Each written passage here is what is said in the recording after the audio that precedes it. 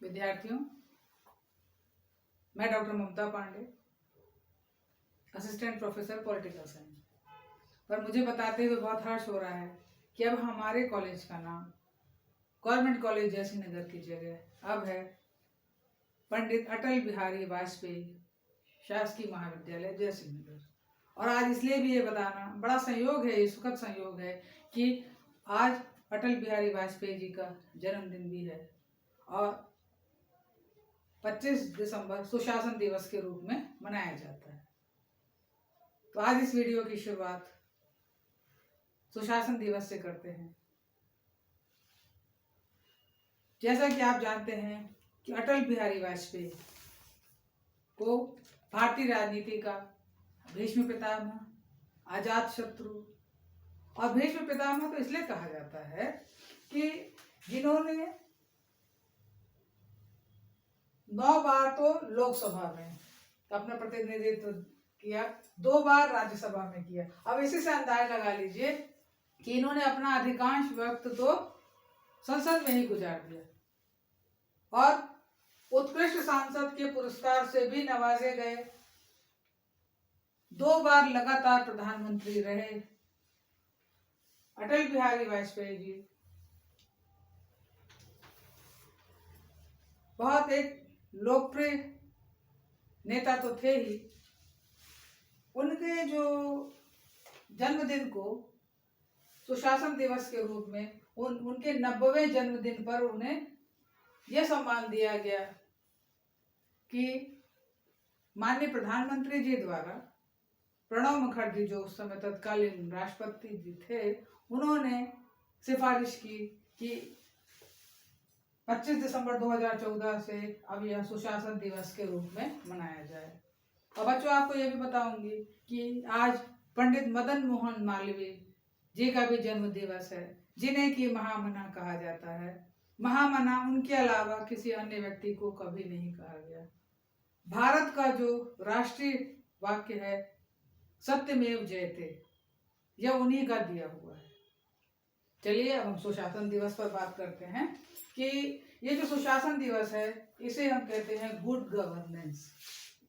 सुशासन, शासन तो आप सभी जानते हैं, व्यवस्थापिका, कार्यपालिका, न्यायपालिका द्वारा जो कार्य किया जाए शासन है।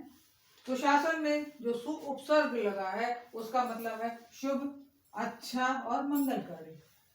अब ये समझना है अपन को कि ये जो सुशासन, अभी तक तो जितने प्रधानमंत्री थे सभी शासन कर रहे थे, पर सुशासन की परिकल्पना कैसे आती है। बच्चों, मैं बताना चाहूंगी कि यदि अपन भारतीय संदर्भ को देखें तो इसमें ये देखते हैं कि जो प्राचीन भारतीय दार्शनिक भाव है उसमें आता है एक योग क्षेम। जैसे अपन कहते हैं ना, कुशल क्षेम पूछ लीजिए, अपन कहते हैं सब चीज सब कुशल तो है, ये चीज अपन अपने व्यक्तिगत परिचय में पूछते हैं। परंतु यदि अपन अब बात कर रहे हैं सुशासन की, तो जो योग क्षेम है ये दार्शनिक भाव है। यदि अपन देखें तो आपको मिलेगा ये इसमें भीष्म पितामह, यदि अपन देखें महाभारत में भी देखने को मिलता है। और उसके बाद से यदि अपन देखें तो यजुर्वेद में भी, शुक्ल यजुर्वेद, उसमें कहा गया है कि एक प्रार्थना करता है राजा, जिसमें राजा ये प्रार्थना करता है कि मेरी प्रजा संतुष्ट रहे। यह जो शुक्ल यजुर्वेद में यह आता है 6.31 का आप यदि वो देखेंगे संदर्भ, तो उसमें शुक्ल यजुर्वेद में कहा गया है कि राजा प्रार्थना करता है ईश्वर से कि मेरी प्रजा संतुष्ट रहे, और यदि संतुष्ट रहेगी राजा को खुशी होगी। शांति पर्व में भी कहा गया है कि मनुष्य और समाज का सर्वांगीण विकास राजधर्म के माध्यम से किया जाएगा। ये जो, और कौटिल्य ने भी अपने अर्थशास्त्र में सुशासन की कल्पना करी है। सुशासन था अटल बिहारी वाजपेयी जी द्वारा ये थ्योरी दी गई, डॉक्ट्रिन थ्योरी दी गई और बताया गया कि हम किस माध्यम से सुशासन ला सकते हैं। जैसे एक उसमें ये कहा गया, शांति पर्व में कहा गया था, राजा कालस्य कारणम, राजा ही काल के प्रति उत्तरदायी होता है।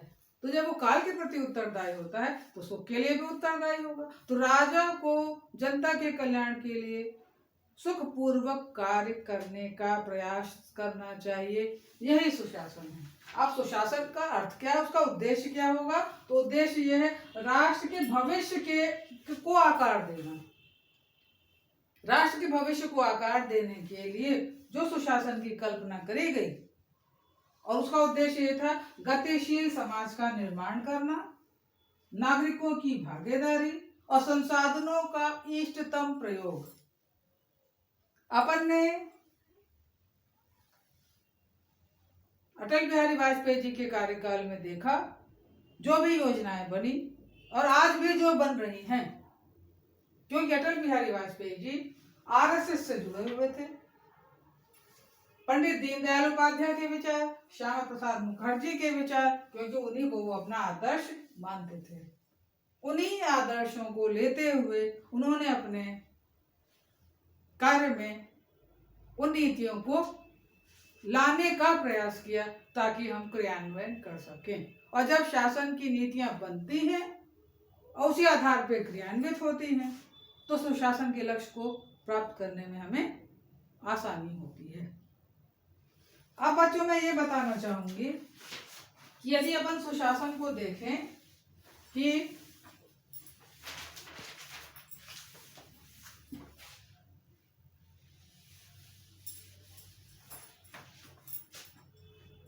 सुशासन के कुल 8 सिद्धांत हैं।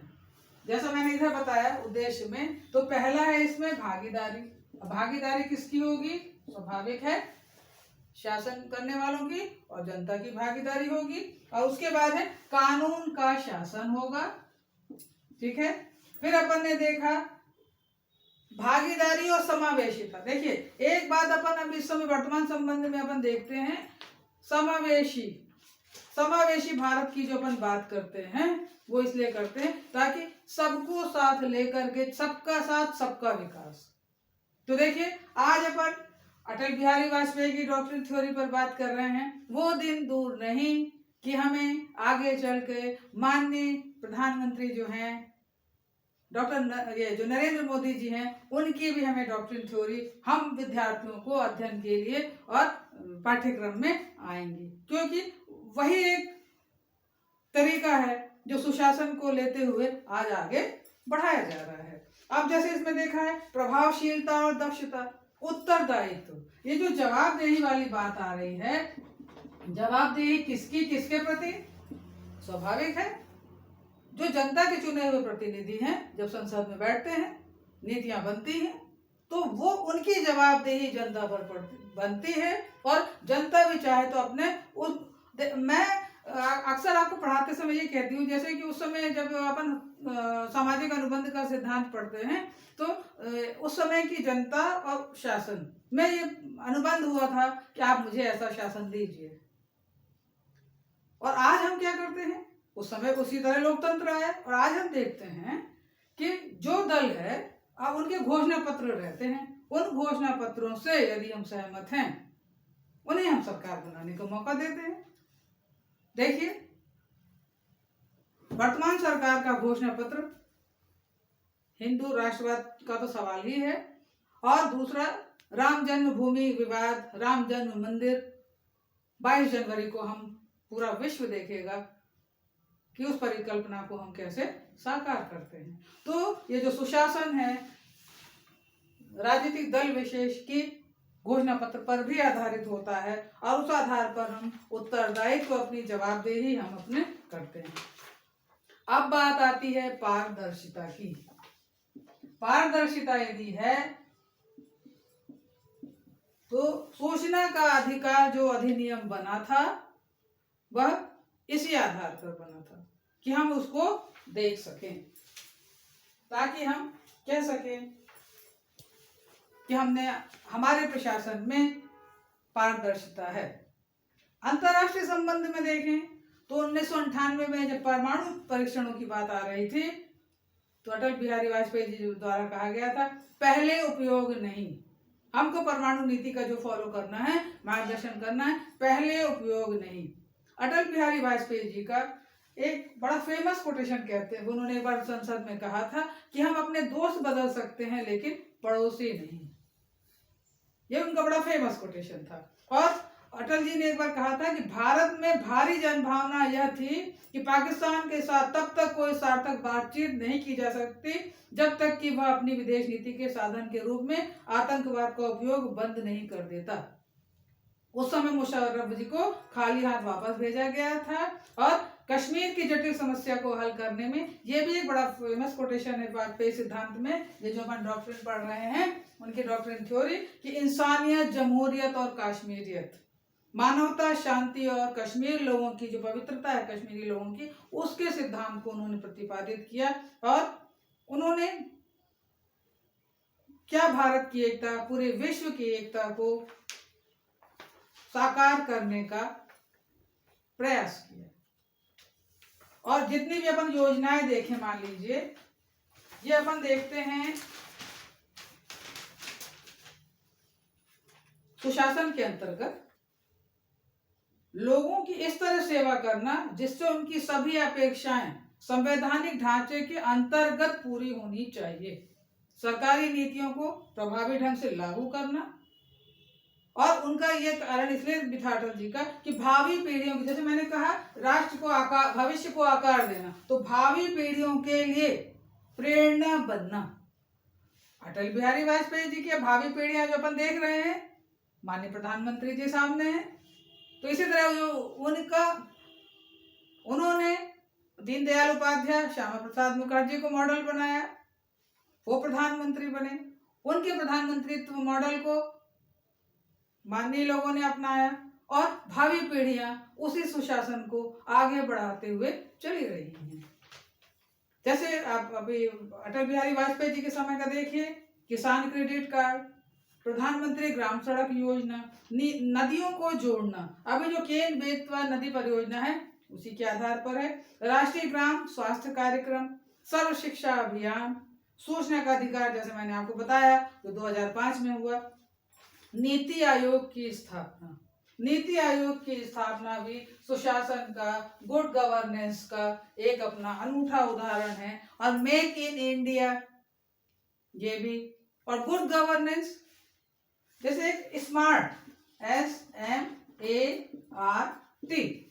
स्मार्ट में आप यदि देखिए, गुड गवर्नेंस को आप स्मार्ट में भी देख लीजिए। स्मार्ट में अपन क्या देख रहे हैं, सिंपल, M में आप देखिए मॉरल, A में देखिए अकाउंटेबिलिटी, R में देखिए रिस्पॉन्सिबिलिटी, और T में देखिए ट्रांसपेरेंसी।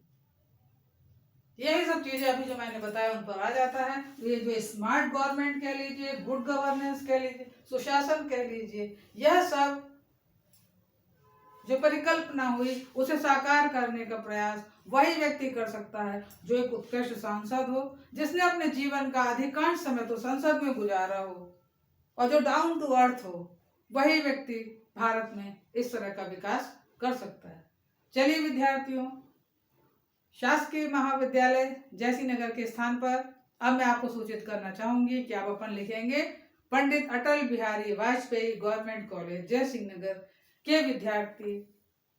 और मैं आपको बताऊं कि यह सूचना हमारे माननीय प्राचार्य जी ने, श्रद्धेय प्राचार्य जी ने परसों हम लोगों को शपथ दिलवाई थी, और सहर्ष हम लोगों को घोषणा करके बताया था कि अब हमारा महाविद्यालय पंडित अटल बिहारी वाजपेयी शासकीय महाविद्यालय जयसिंहनगर कहलाएगा। अपने महाविद्यालय की ओर से, सभी बच्चों की ओर से, महामना पंडित मदन मोहन मालवीय जी को और पंडित अटल बिहारी वाजपेयी जी को, दोनों भारत रत्न, भारत के सपूतों को श्रद्धापूर्वक नमन करती हूँ। बहुत बहुत धन्यवाद।